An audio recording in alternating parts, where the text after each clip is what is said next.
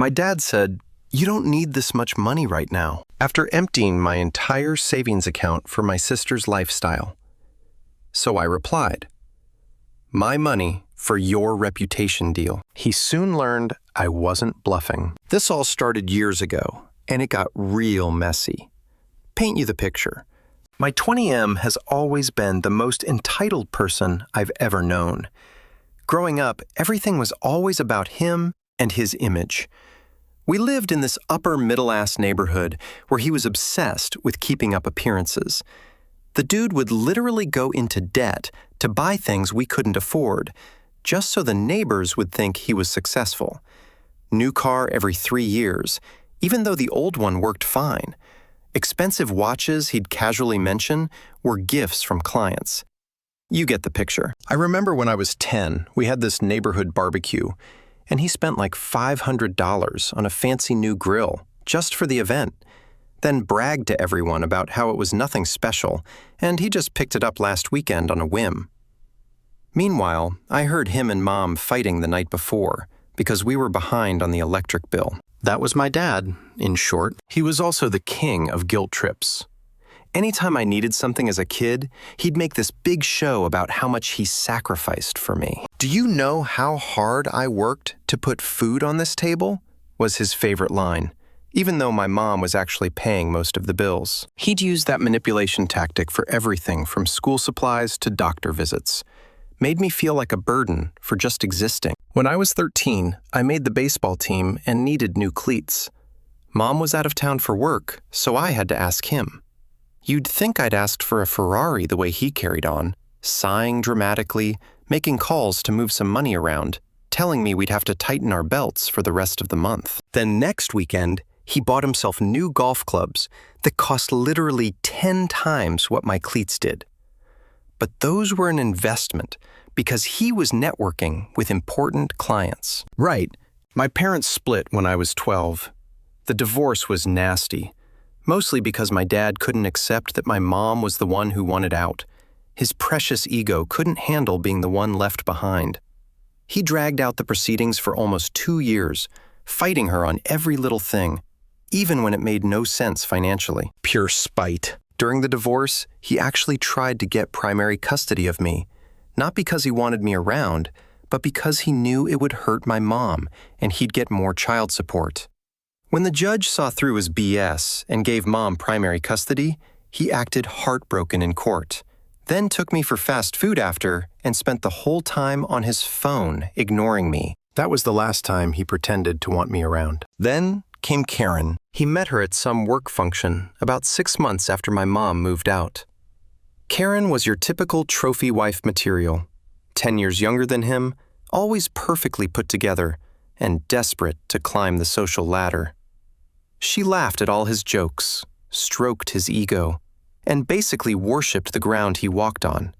Exactly what he needed after the blow to his self-esteem from the divorce. Karen had her own agenda from day one. She'd been a single mom struggling to maintain her lifestyle after divorcing some rich guy who turned out to be not so rich. Funny enough, she was smart enough to keep her assets separate. The house was in her name from the jump. Guess she wasn't as naive as she acted. My dad was her meal ticket back to the country club. She knew exactly how to play him, acting impressed by his success, asking his advice on everything, making him feel like the big man. It was honestly embarrassing to watch. She had a daughter, 17, female, from her previous marriage. Let's call her Mackenzie. From day one, Mackenzie was treated like royalty in that house. She was the same age as me, but that's where the similarities ended. While I was average in pretty much every way, Mackenzie was this conventionally pretty, popular cheerleader type who knew exactly how to manipulate adults to get what she wanted. She had my dad wrapped around her finger within weeks. She'd pull craps like calling him daddy. Her real dad was still in the picture, BTW, and doing this fake helpless act whenever she needed something. "Daddy, I don't understand this math homework," with a pouty face. And suddenly, my dad, who never once helped with my homework, is clearing his schedule to sit with her for hours. Meanwhile, I'd be struggling with a school project in the next room and get told to figure it out, because I needed to learn independence. By the time they got married, barely a year after my parents' divorce was finalized, the dynamic was set. My dad and Karen would spend ridiculous amounts of money on Mackenzie, while I got the bare minimum. And I mean bare minimum. I remember one Christmas where Mackenzie got a MacBook Pro and designer clothes, while I got whatever. Karen enabled all of this. She'd give these fake concerned looks when I'd point out the obvious favoritism, saying things like, "Well, Mackenzie's going through so much with the adjustment," or "Your father just wants to make sure she feels welcome in the family." This went on for years. Meanwhile, Mackenzie knew exactly what was happening and would smirk at me behind their backs.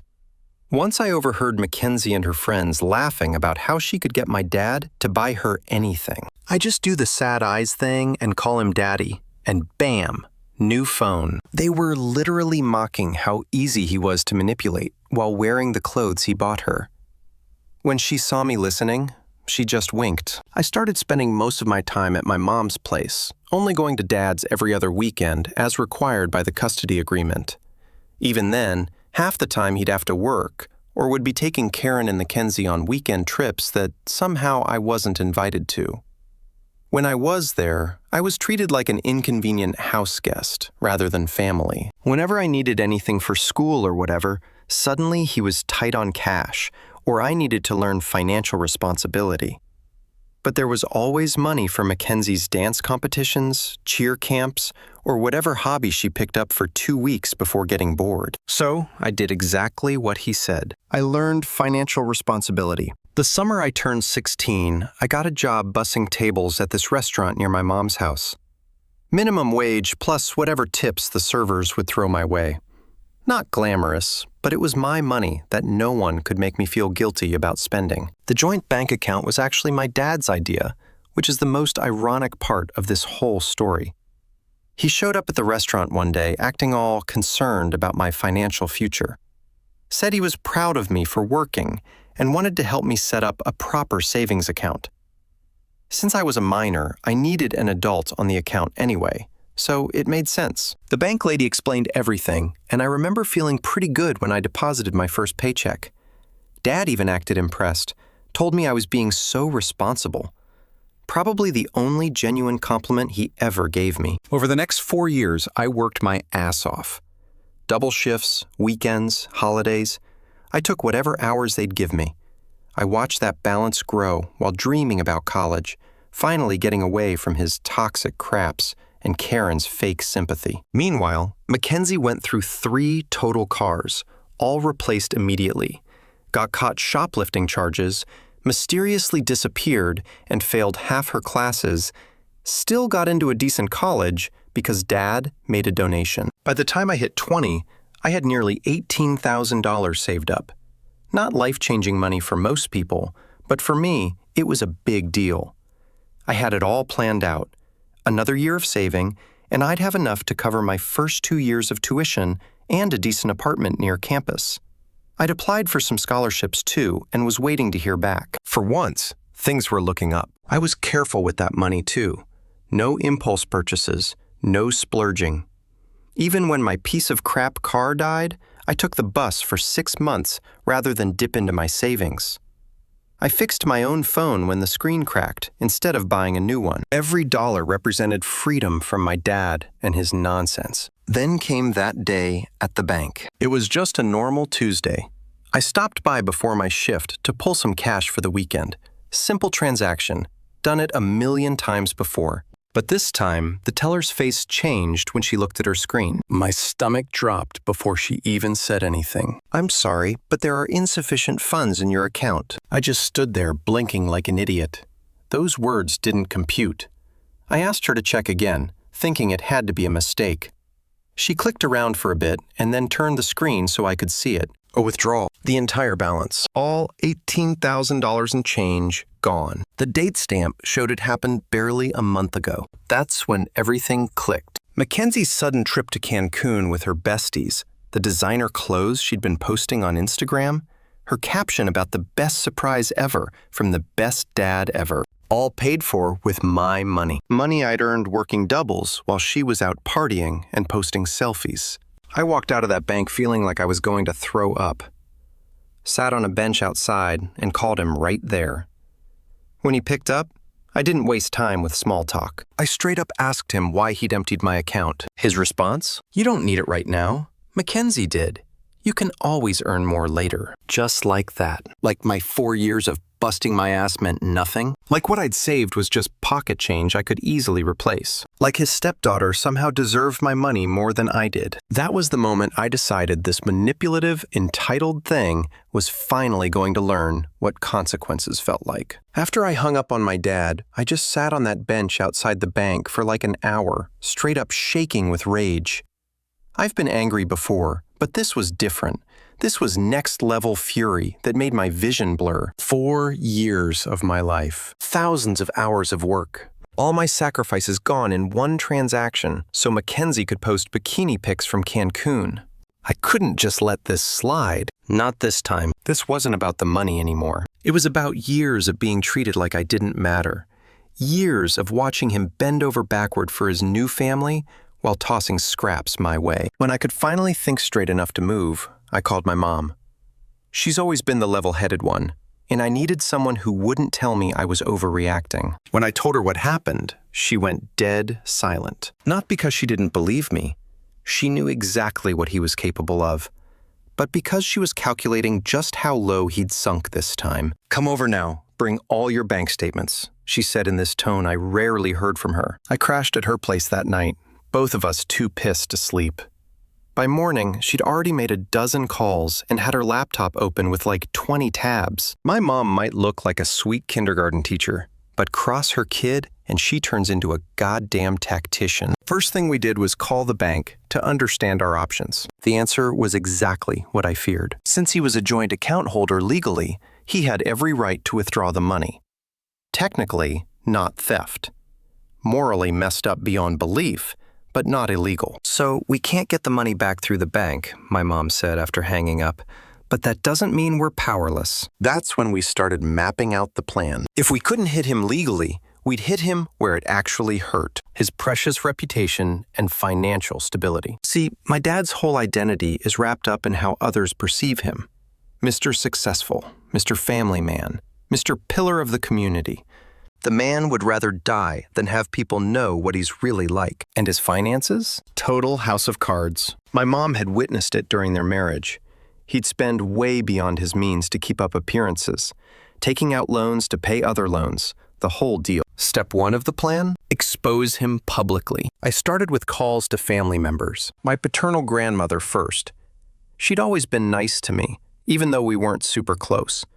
When I told her what happened, she first asked if I was sure, if there wasn't some misunderstanding. I expected that. Nobody wants to believe someone in their family could be that shitty. So I emailed her the bank statements showing the complete withdrawal, screenshots of my stepsister's social media posts from the exact dates showing her Cancun trip and shopping sprees, and a recording of my phone call with my dad. Yeah, I recorded it. Learned to document everything growing up with him. Her tone changed completely. "I always knew your father had issues," she said.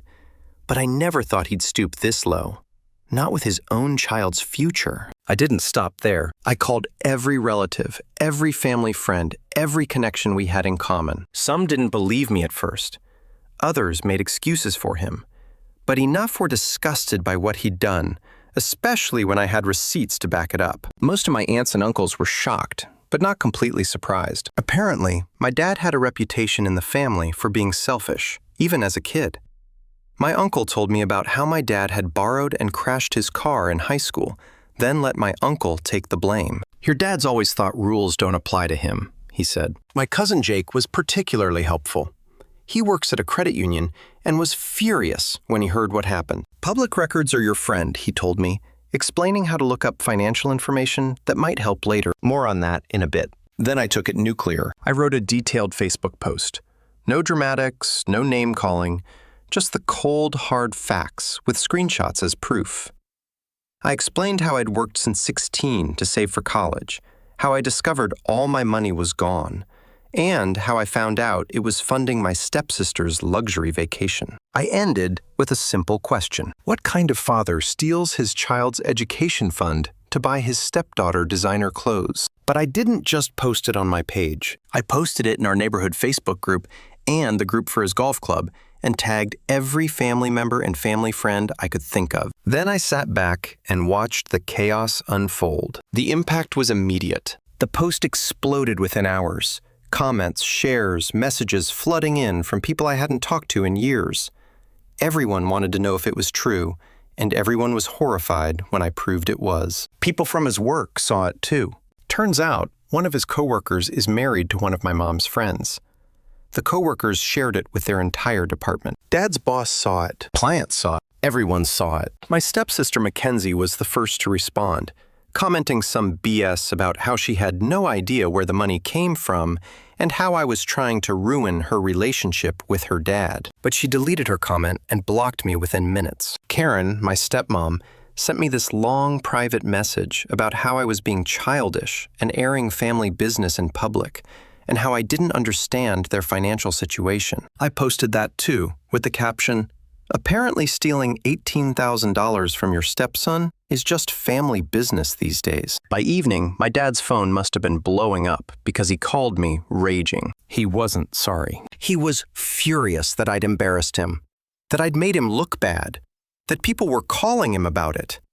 His boss had even pulled him aside at work to ask about the situation. Not once did he apologize. Not once did he acknowledge that what he did was wrong. He was just mad that I'd exposed him. He threatened to cut me off completely if I didn't delete the post immediately. I laughed at that. Cut me off from what? You already stole all my money. There's nothing left for you to take. When he tried to guilt me about destroying his reputation, I just replied with his own words. You don't need your reputation right now. You can always rebuild it later. The silence on the other end of the line told me I'd hit the mark. When he finally spoke, his voice had this dangerous edge. You're going to regret this. Not as much as you will, I replied and hung up. That night, the real work began. Remember my cousin Jake from the credit union? He couldn't access my dad's records directly. That would be illegal.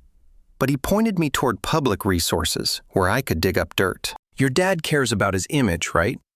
Well, financial problems don't stay hidden forever, especially from the people in his house, Jake said. You just need to know where to look. Jake showed me how to search county records online, taught me about tax liens, property records, court judgments, all that stuff. He even helped me set up alerts so I'd know if any new records got filed under my dad's name. I spent the next week digging through every public database I could find. County records, court databases, property information, business filings. I wasn't just angry anymore. I was focused, methodical, out for blood. The county website was a gold mine. Turns out you can see if someone has tax liens, judgments, or property records.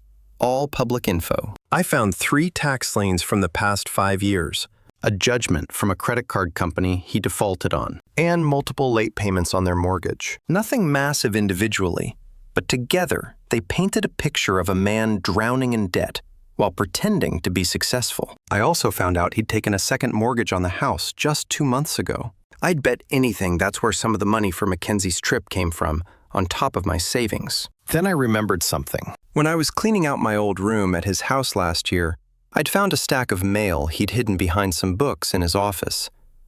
I'd ignored it then, thinking it was nothing important. Now I realized it might be financial stuff he was hiding from Karen. I called my old high school friend Melissa, who still had a key to Dad's house. She sometimes pet sat for them when they were away. She owed me for covering her shifts last summer, so she agreed to check if that stack was still there during her next visit. Jackpot. Not only was it there, but it had grown. She snapped photos of everything. Collection notices, late payment warnings, loan rejection letters. There was even an application for a personal loan where he'd listed his income as $50,000 more than he actually made. The dude was in way deeper than even I'd thought. Melissa also found letters from 3 different credit card companies threatening to close his accounts due to late payments. And get this, she found a 4th maxed out credit card statement hidden in a golf magazine, all dated within the last 2 months. My dad's house of cards was already wobbling before I came along. The final piece came from social media stalking. I created a spreadsheet tracking all their visible expenses over the past year. Vacations, restaurants, Mackenzie's shopping hauls, the new patio furniture, everything they'd posted about buying. Then I compared it with what I knew about my dad's salary from when he'd bragged about raises. I even went back through old posts and added up what they'd spent on Mackenzie's Sweet 16 party, her car, her graduation trip to Hawaii, and all the designer crap he'd bought her. Conservatively estimated they'd spent over $40,000 just on Mackenzie's luxuries in the past year. No way. His salary covered that, plus their mortgage, car payments, country club fees, and Karen's shopping addiction. Math wasn't mathing, not even a bit. Either he'd won the lottery, or he was financing their lifestyle with massive debt. With this information, I could have gone directly to Karen with everything, but that felt too obvious. Instead, I created an anonymous email account and sent selected documents to his boss and a few key coworkers. My dad worked at a financial services firm where reputation and trustworthiness were everything. An employee with hidden money problems and judgments against them. Not exactly the image they wanted to project. I also accidentally left a folder of printouts where Mackenzie would find them during one of her rare visits to drop off some of my old mail. She was nosy enough that I knew she'd look, and she'd definitely show her mom. But I didn't stop there. I sent an anonymous tip to the IRS suggesting they might want to look into my dad's tax returns for the past few years. I had no idea if he'd actually committed tax fraud, but given everything else, it seemed likely. And even if they found nothing, the audit alone would be a nightmare for him. I also contacted the ethics department at his firm, anonymously suggesting they review his client accounts for any irregularities. Again, no idea if he'd done anything wrong at work, but the investigation would put him under a microscope. The trap was set. All I had to do was wait for everything to explode. And explode it did. But I had no idea just how badly things would go down when my dad finally realized he was cornered. I thought it would take at least a week for everything to explode. Nope. Took exactly 48 hours. My phone went nuts Tuesday night with texts from family. Apparently, my dad got called into some emergency meeting with his boss that afternoon. My cousin's wife works in the same building and overheard stuff about financial responsibility and company image. Not enough to fire him, but definitely put him on thin ice. But that was just the appetizer. The main course happened at home. Mackenzie found the folder exactly like I planned. Being nosy AF, she opened it, saw all those final notice and collection attempt stamps, and ran straight to Mommy. Karen, who had no idea about their actual money situation for years, completely lost her cool. So Dad came home from his already terrible day at work to find Karen waiting with the folder spread out across the kitchen table, according to my grandmother, who heard it from my aunt. Yeah, family gossip and all. The neighbors actually called in a noise complaint because of the screaming. Karen was screaming so loud that their next-door neighbor texted me asking if I knew what was going on. Next morning, Dad called me. He was pissed and straight up panicked. He kept asking what I did, if I said something to Karen or his boss. I played dumb. When I finally dropped that maybe he shouldn't have stolen my money, he went on yelling about how I was destroying his life over a little money, and how I didn't understand adult finances and other things. I just let him vent and then told him he should probably focus on keeping his job and wife instead of worrying about me. He said this isn't over before hanging up. Didn't know how right he was. The next few weeks were wild. Karen froze all their joint accounts and talked to some financial advisor. She found way more debt than even I discovered. Meanwhile, at work, Dad got pulled from client accounts and stuck doing back office paperwork. His commissions dried up, so his income took a massive hit. Mackenzie went totally silent on social media after weeks of flexing her Cancun pic. When she finally posted again, it was some vague quote about learning who's really there for you. No more designer clothes selfies or bragging about daddy's gifts. Family gatherings got super awkward. According to my grandma, people who used to kiss my dad's ass now avoided him completely. Conversations stopped when he walked in. His golden boy image was totally wrecked. About a month after my Facebook post, Karen kicked him out for real. changed the locks, and threw his stuff into the front yard in garbage bags. Turns out the house was in her name the whole time, so he was screwed. So now my dad, Mr. Perfect Image, was living in some crappy apartment. His BMW got repossessed. Karen was selling his fancy watches on eBay. Then came the night everything went to another level. I was closing at the restaurant around 11 p.m. when I finally headed out to the nearly empty parking lot. I was digging for my keys when I noticed someone leaning against my car. It was my dad, looking like a complete mess. Wrinkled clothes, messy hair, reeking of booze. "You happy now?" he slurred. "I've lost everything." I tried to walk past him. "You should go. You're wasted," I said. That's when he grabbed my arm and spun me around. "Don't walk away from me, you piece of crap. You think you can destroy my life with no consequences?" I pulled away and reminded him that he'd stole my earned money, so he already knew all about consequences. Something snapped in him. Then he shoved me hard against my car, knocking the wind out of me. Before I could recover, his fist connected with my ribs. The pain was shocking. I couldn't believe he'd actually hit me. "You're going to fix this," he growled, punching me again in the shoulder. "Tell everyone you lied." I tried to shield myself, but he was bigger and stronger. Another hit caught me in the side. I managed to break away and stumble sideways. He lunged at me, but I sidestepped and he crashed into my car. The alarm started blaring. And that's when my manager, Jose, came running out of the back door of the restaurant. "Hey, what the hell is going on?" Jose shouted. My dad tried to act normal, but it was way too late. I pulled out my phone and told him I was calling the cops. He just spat near my feet, said I was dead to him, and stumbled back to his car. Jose stayed with me until the cops showed up like 5 minutes later. They took our statements, photographed my bruises, and put out an alert for my dad's car. They caught him trying to drive home and added a DUI to his assault charges. I went to the hospital. Just bruising. No broken ribs, thank God. And filed for a restraining order that night. When they asked if I wanted to press charges for assault, I didn't hesitate to say yes. Stayed at my mom's that night. She wasn't surprised he'd snapped when he lost control of his precious image. By morning, the whole family knew. Any support Dad had left was gone. My grandmother texted that she was sorry for ever defending him and asked what I needed. The assault case changed everything. This wasn't just some family drama anymore. It was public record. My dad wasn't just the guy who played favorites. He was the guy who beat up his own son in a parking lot. The assault case changed everything. What started as family drama turned into something my dad couldn't BS his way out of. Funny how bruises and police reports don't care about your excuses. Got a lawyer through my mom's college friend who does family law. She hooked us up with a reduced rate. Thank God, since I was broke. Wonder why? First priority was making sure the restraining order stuck. Dad couldn't come within 500 feet of me, my home, or work. Of course, he tried to weasel out of it. Had my cousin call me saying he was really sorry and wanted to work things out privately. Yeah, right. Translation, he was scared shitless about going to court and wanted me to drop the charges. Lawyer told me to ignore all that noise. Court was pretty much what you'd expect. I showed up with my mom, still had wrapped ribs and fading bruises. Dad showed up alone and pathetic. No Karen or Mackenzie backing him up. Shocker.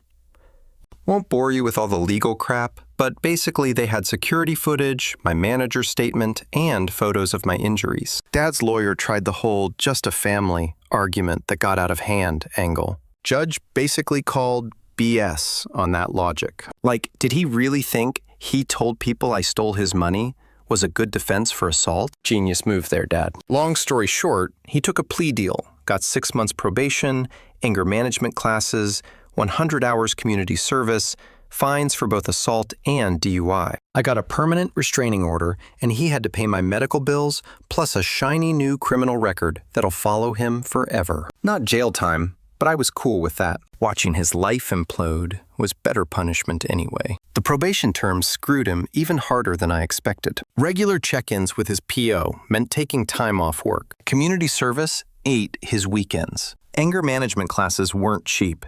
And here's the funny thing. His apartment was too close to mine under the restraining order terms, so he had to break his lease and move again. Couldn't have planned that one better myself. Oh, and the family fallout was brutal. My grandma called me after the news story ran. She was beyond pissed. Said she'd been making excuses for his behavior for decades and was done enabling him. She literally updated her will the next week to remove him completely. Dad had been counting on that inheritance to fix his money problems. So, oops. Meanwhile, I focused on rebuilding. The victim services people hooked me up with emergency financial aid for college. Wasn't the full amount Dad stole, but enough to get started. Mom co-signed a small loan for the rest. Found a cheaper apartment with a roommate. Picked up more shifts. Landed a small scholarship. Bought myself a decent used car with my own money. First thing I owned outright. No strings. Not the smooth ride I'd planned after saving for years, but I was making it work. Most importantly, I was free from his BS forever. The restraining order was basically a dad-repellent shield. About a month post-court, Karen was divorcing his ass, and had found even more financial secrets during discovery. He'd been taking out credit cards in her name, skimming from their savings, even borrowing against their house without telling her. The final nail in Dad's coffin came about 2 months after court, when his firm finally fired him. They'd kept him on desk duty through the legal stuff, but once everything was official, they cut him loose for violation of company ethics policy. Translation? We don't want a convicted abuser managing people's money, you psycho. With no job, no wife, mounting legal bills, and a criminal record, he ended up in a Roach Motel apartment in the next city over, working at a call center. The guy who used to brag about his corner office now spends his days getting yelled at by strangers about their cable bills. Life comes at you fast. Sometimes I wonder if I went too far. Then I remember him stealing my future without a second thought. Remember the feeling of his fist hitting my ribs. He made his choices. I just cashed the karma check. Edit 1. Stop messaging me about what a good son would do. A good father wouldn't steal his kid's college fund. We're way past normal family dynamics here, folks. Edit 2. Some of you are asking why I didn't just sue him. Read the post again. Joint account equals legal access. Morally screwed. Legally clean. That's why I had to get creative with the payback. Edit 3. To the devil's advocates in my DMs. No, I don't care that the economy is tough, and he might struggle to find work with a record. Should have thought about that before stealing from his son and throwing punches in a parking lot. Stop defending people like this.